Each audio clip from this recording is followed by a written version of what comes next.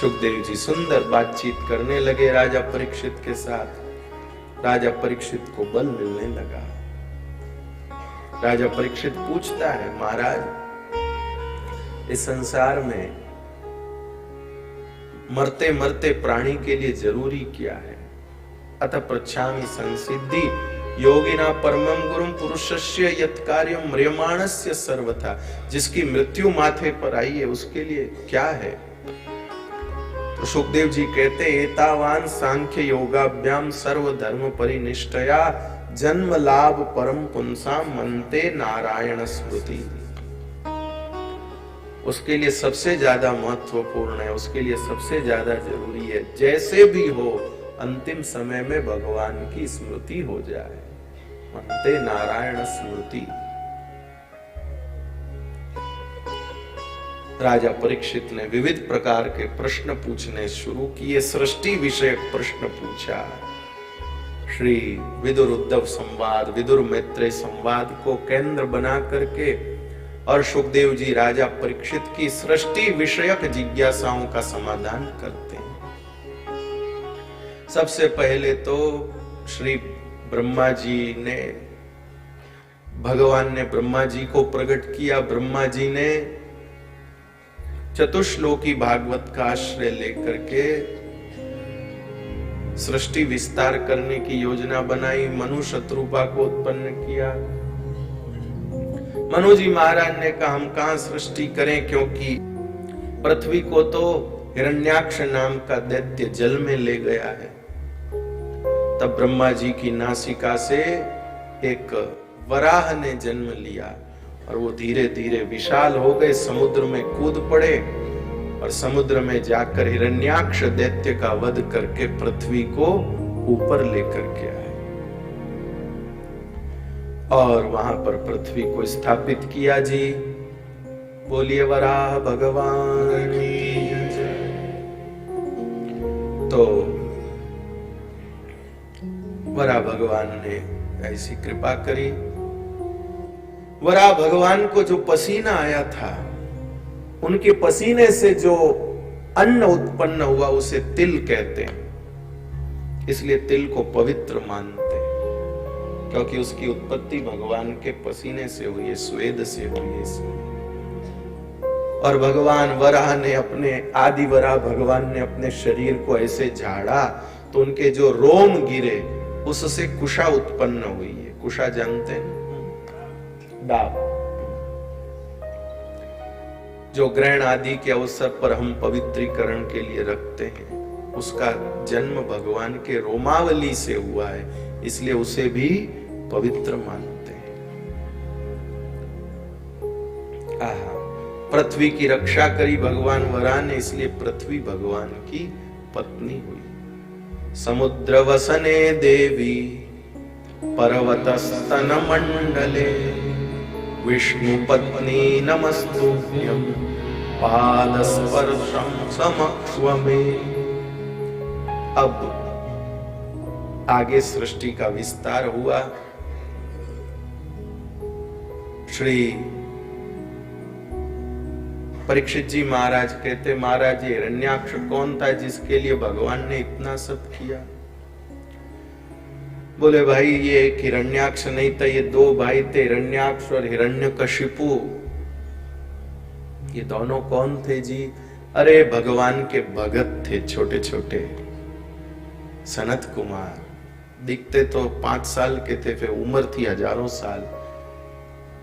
ये एक बार भगवान को मिलने के लिए आए, भगवान की याद आई इनको बहुत। तो भगवान की याद आई तो ये भगवान को मिलने के लिए वैकुंठ में आए। तो ये जय विजय ने इनको रोक दिया, जाने नहीं दिया। कहां जाते हो? अभी नहीं जा सकते। अब ये बोले हमको भगवान की बहुत याद आ रही है, हम रह नहीं सकते, हमको मिलने दो भाई। पर कभी कभी कुछ कुछ लोगों को क्या हो जाता है, वो कुछ ज्यादा ही खड़ूस हो जाते।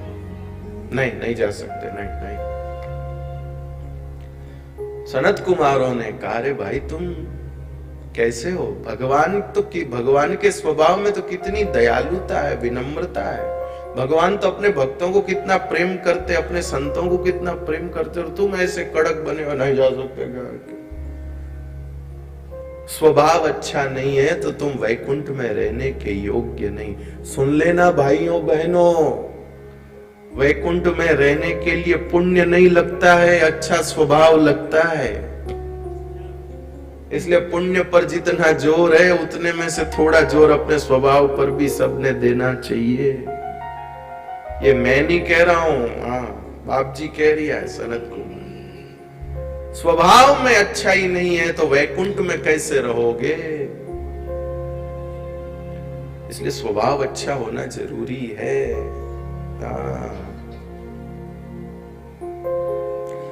तो भैया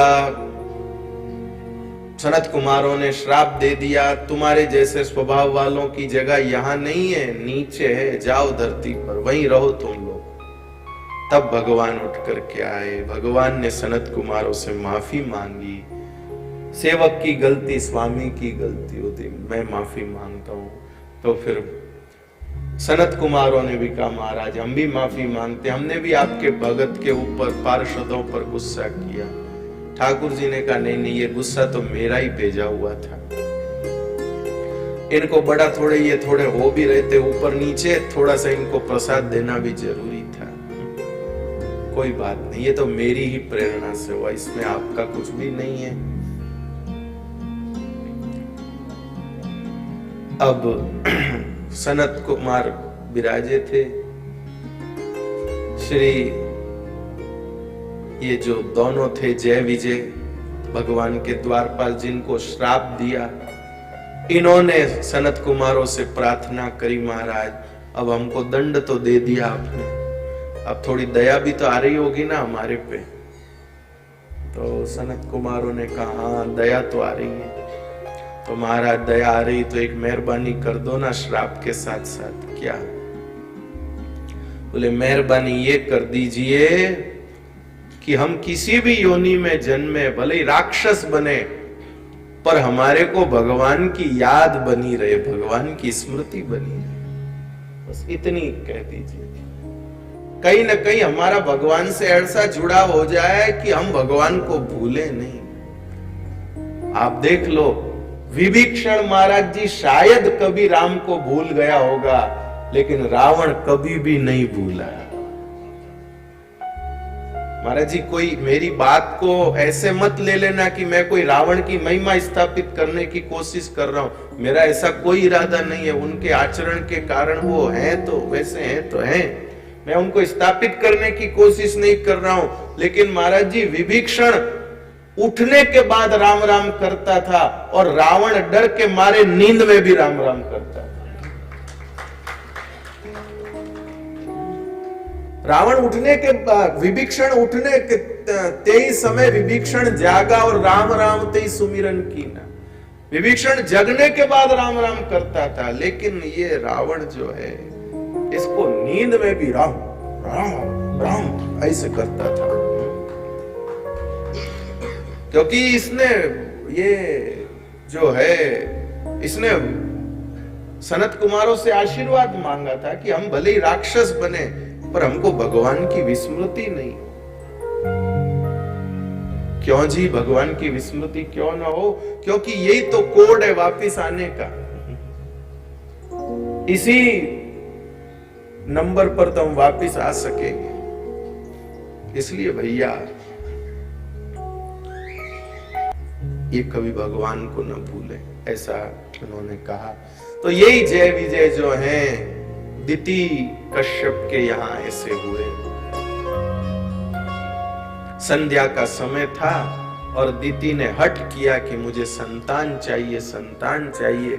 कश्यप ऋषि ने कहा कि शाम का समय संतान के लिए ठीक नहीं, पर वो तो मानी नहीं, जिद करने लगी। तब संध्या को उसका मनोरथ पूरा किया। इस कारण से ऐसी राक्षसी संतान। तो यही जय विजय जो है हिरण्याक्ष और हिरण्यकश्यपु बने। हिरण्याक्ष को भगवान ने वराह रूप लेकर के समाप्त किया और हिरण्यकश्यपु को नृसिंह अवतार लेकर के। कृपानाथ अब मनु जी महाराज को कहा कि अब आप सृष्टि का विस्तार करें। तब मनु जी महाराज ने 2 पुत्र और 3 कन्याओं को उत्पन्न किया महाराज। प्रियव्रत और उत्तानपाद ये 2 पुत्र, आकुति, देवहूति और प्रसूति ये 3 कन्याएं। देवहूति जी का चरित्र बहुत प्रसिद्ध है जी। देवहूति जी का चरित्र बहुत प्रसिद्ध है, जिनका पाणी ग्रहण कर्दम ऋषि के साथ में हुआ। कर्दम ऋषि भगवान के बहुत बड़े भक्त थे। इन्होंने, भगवान ने प्रसन्न होकर कर्दम ऋषि से कहा वरदान मांगो, तो इन्होंने कहा महाराज मुझे गृहस्थाश्रम में प्रवेश करना है। तो बोले जरूर करो। तो बोले महाराज लेकिन ब्याह होगा जब ही तो प्रवेश होगा। तो भगवान ने कहा ब्याह कर लो। बोले ब्याह किससे करूं? बोले किसी से भी कर लो। कर्दम ऋषि ने कहा किसी से भी करना होता तो फिर आपको काहे को कहता? हे भगवान, मैं जीव हूं, मैं कैसे पता लगाऊं कि मेरे लिए योग्य कौन है? मैं रूप देख सकता हूं, लेकिन मैं भीतर तो नहीं देख सकता। बहुत से लोग होशियार बनकर जाते हैं कन्या निरीक्षण के लिए, मैं जाके देख के आऊं, मैं जाऊं। कई लोग अपने आप को बहुत एक्सपर्ट समझते हैं इस काम में, और तरह तरह के सवाल लड़की से पूछते हैं। अच्छा तो ये, अच्छा ये जानती हो, अच्छा ये किया, अच्छा तो वो किया। बहुत अपना एकदम ऐसे डिटेक्टिव बनते हैं, ये बहुत पता लगा लेंगे।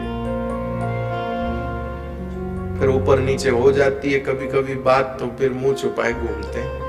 तो ओढ़ बोले ऐज गया देखने, ही गए थे देखने, क्या देखे ध्यान में नहीं आए। इसलिए ऐसे कामों में नहीं पड़ना चाहिए भैया। खैर अब तो कन्या और युवक ही इतना आपस में पूछताछ कर लेते हैं कि और किसी की पंचायत की जरूरत पड़ती नहीं। और लोग बात भी यही कहते कि भाई साथ में तो इनको रहना है, हमारा क्या, साथ में तो इनको रहिए, आपस में समझ ले तो बहुत है। लेकिन महीनों महीनों बातें करके भी समझ अधूरी ही रह जाती है। फिर भी भैया महीनों महीनों बातें करते हैं, महीनों महीनों मिलते हैं, फिर भी शादी के बाद लड़की कहती है ये मेरे को समझते नहीं, और लड़का कहता है ये मेरे को समझती नहीं। लगता है इनको 4-5 साल तक तो ऐसे ही समझ में ही। और अपने बाप जी को पूछो, अपने दादाजी को पूछो कि वो शादी से पहले आपकी माँ से कितनी बार मिले थे। दादी को पूछो दादा से कितनी बार मिली थी। अजी दादा कैसे दिखने में है ये पता ही दादी को घर पहुंचने के बाद चला, ससुराल पहुंचने के बाद चला। लड़के को नहीं पता होता था मेरी घरवाली कैसी होगी, तो जो प्रभु दे सो सिर धरी लेवा, भाग्य का प्रसाद होता था जो है। लेकिन जो होता था वो एकदम दिव्य होता था। और कैसे निपते थे बताओ? अब समझ के नहीं निपते, और पहले बिना देखे कैसे निपते थे। ये सिर्फ हमारा भारत देश है जहां विवाह की 25वीं वर्षगांठ और 50वीं वर्षगांठ मनाई जाती है।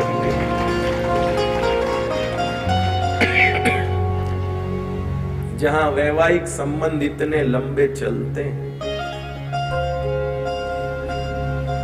परदेश के लोग आश्चर्य करते हैं, 50 साल से तुम्हारे यही मम्मी पापा हैं। कृपानाथ, कितनी अद्भुत व्यवस्था है हमारे देश की कि यहाँ के दाम्पत्य कितने सफल हैं। अब हम लोग अपने दाम्पत्य की अलग से ही कुछ निकाल लिए हैं लकीरें, उसके चलते ये सब घमासान घरों में होते हैं। बाकी जो पुरानी परंपरा है उससे चले तो आज भी आपको बहुत अच्छा दाम्पत्य सुख मिलेगा। लेकिन वो कुछ भगवान ने कर्दम ऋषि को कहा मनु जी महाराज आएंगे अपनी कन्या लेकर, तुम उनके साथ पानी ग्रहण कर देना। ऐसा ही सब हो गया। कर्दम ऋषि ने कहा भाई मैं विवाह कर रहा हूं, लेकिन मेरी शर्त है शादी के बाद में संतान होते ही मैं घर छोड़ करके चला जाऊंगा। तुरंत चमक गई। अब भाई कोई भी अपनी बेटी के लिए किसी लड़के को पसंद करे और लड़का के भाई संतान होते ही मैं घर छोड़ के चला जाऊंगा तो माँ बाप घबरा जाएंगे ना। भाई छोर हो जा साल भर में, साल भर बाद हमारी बेटी क्या करेगी। तो मनु जी महाराज भी पंडित जी थोड़े चिंता में आगे गए तो मैं महाराज बनू टाबर वेते तो फिर मेरी बेटी का क्या होगा। तो अपनी बेटी को पूछा। सुनिएगा कृपानाथ जरा, कन्या की समझ का स्तर भी कितना ऊंचा होता है। बेटी तेरे पति ऐसी बात कह रहे हैं जिसके साथ तू ब्याह करना चाहती, वो कह रहे हैं कि विवाह होने के बाद संतान होते ही घर छोड़कर चला जाऊंगा। अब देख ले तेरा मन है क्या इनके साथ ब्याह करने का। देवहूति कहती है मन तो मेरा पहले से था, ये सुन के और ज्यादा हो गए। अरे इसमें तुझे क्या बड़ी बात लग रही। बोले बड़ी बात पिताजी, जिसने अभी ब्याह नहीं किया, जिसके मन में आसक्ति से पहले विरक्ति का भाव है, उसका जीवन स्तर कितना ऊंचा हो। जो अर्जन से पहले सर्जन की सोचता है, उसका जीवन स्तर कितना ऊंचा हो। कृपानाथ देवहूति जी का पानी ग्रहण हुआ और फिर भैया कर्दम ऋषि तो भजन में लग गए, लेकिन कुछ समय बाद उनका ध्यान छूटा। उन्होंने अपनी पत्नी को देखा। अरे देवी तुम इतनी सेवा में लगी रही, तुमने अपने ऊपर भी ध्यान नहीं दिया। अपने ऊपर क्या ध्यान देना था, आपकी सेवा हुई यही मेरा सौभाग्य है। फिर उसके बाद में भ्रमण के लिए गए। पहले देखो तप किया, सेवा करी, फिर भ्रमण के लिए गए। ब्याह होते ही नहीं, चलो अटैची उठाई और चलो।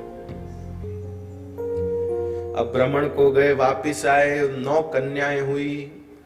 कर्दम ऋषि बोले अब मैं तो जाऊं भाई।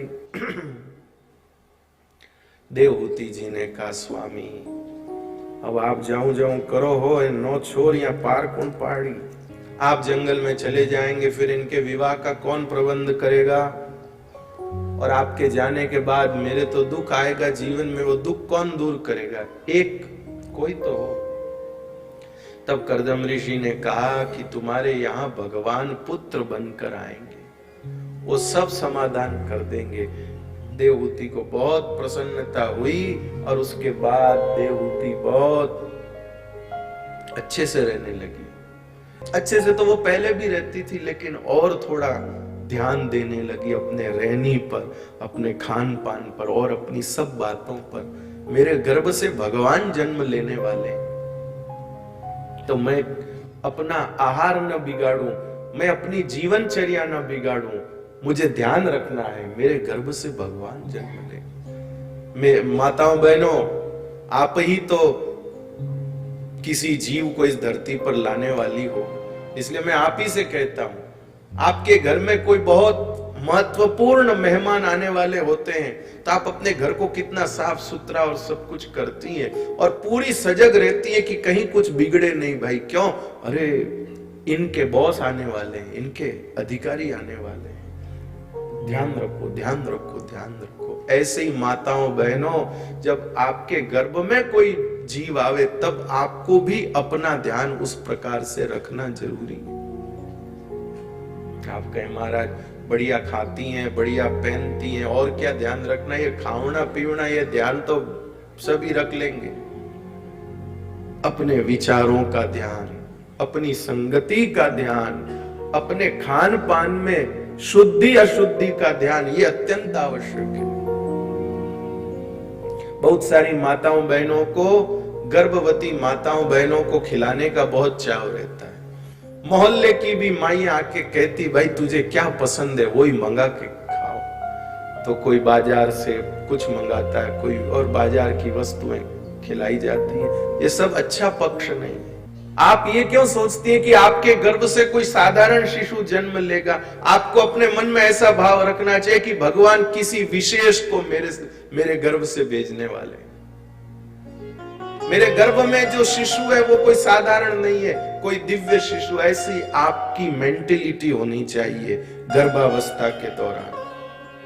अजी मैं तो छोटा हूं, मैं ज्यादा नहीं बोल सकता हूं, नहीं तो आप कहेंगे महाराज क्या क्या पंचायतियां करते रहते हैं।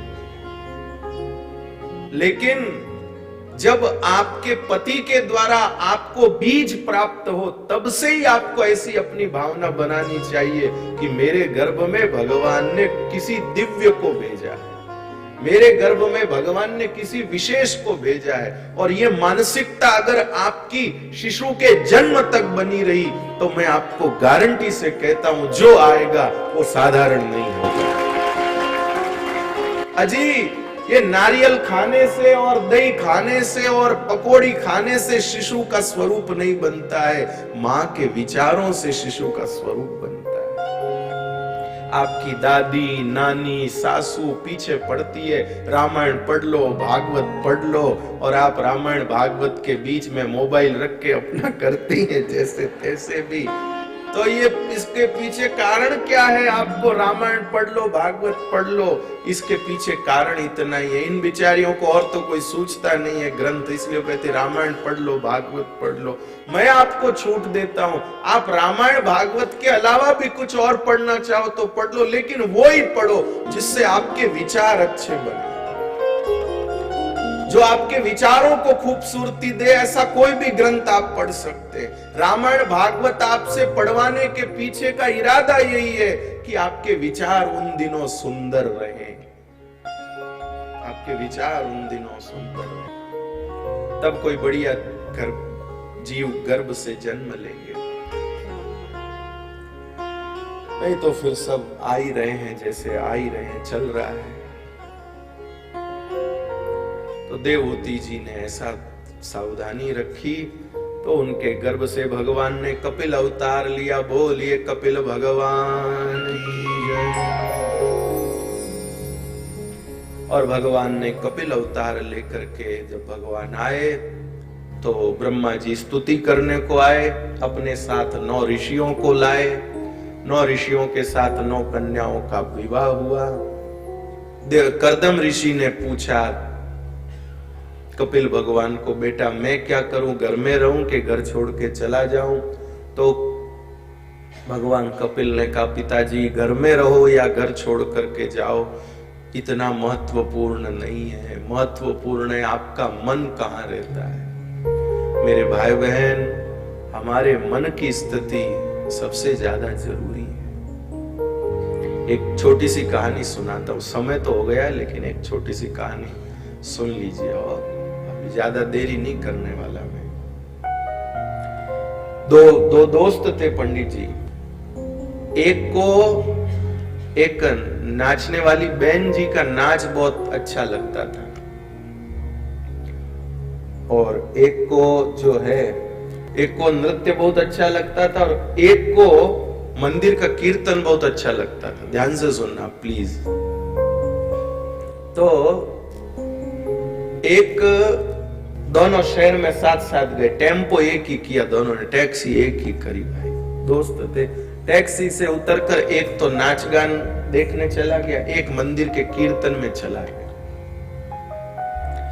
और दोनों वहां चले गए। अब क्या हुआ जी, एक ने नाच गान देखा, दूसरे ने कीर्तन सुना। वापिस आए तो भैया रास्ते में दोनों ही जय सिया राम, दोनों की मृत्यु हो गई। दोनों ऊपर पहुंचे तो जो कीर्तन में था उसको जमराज ने कहा इसको नरक में ले जाओ, और जो नाच गान में था उसको कहा इसको स्वर्ग में ले जाओ। तो कीर्तन वाले ने विरोध किया, है भाई रात रहा है, पूरी रात झिंझा कूटिया, और मुझे आप नरक में भेज रहे, और ये वहां नाच गान वाली के नाच गान देख के ताली पीटता रहे, इसको आप स्वर्ग में भेज रहे, ये कैसा न्याय है? तो जमराज जी ने कहा, प्यारे ये रात भर नाच गान वाली के उसमें बैठा रहा, पर इसका ध्यान यही बना रहा कि वो कीर्तन कर रहा होगा, अभी गोविंद बोलो, हरि गोपाल बोलो, कीर्तन चल रहा होगा, अभी वो चल रहा होगा। तो ये देख नाच रहा था पर ध्यान इसका कीर्तन में था, और तू कीर्तन में था पर सोच रहा था भी वो नाच गान वाली यूं लटके दिखा रही होगी, ऐसे कर रही होगी, ऐसे कर रही होगी। बस इसी का ये परिणाम। इसलिए भैया जी, शरीर के साथ साथ कथा में मन से उपस्थित रहना भी अनिवार्य है। ये बात कपिल भगवान ने अपने पिताजी से कही। पिताजी कपिल भगवान की परिक्रमा करके वन को जाते हैं। बाद में माता देवहूति को भगवान कपिल सांख्य शास्त्र के माध्यम से दिव्य ज्ञानोपदेश करते हैं।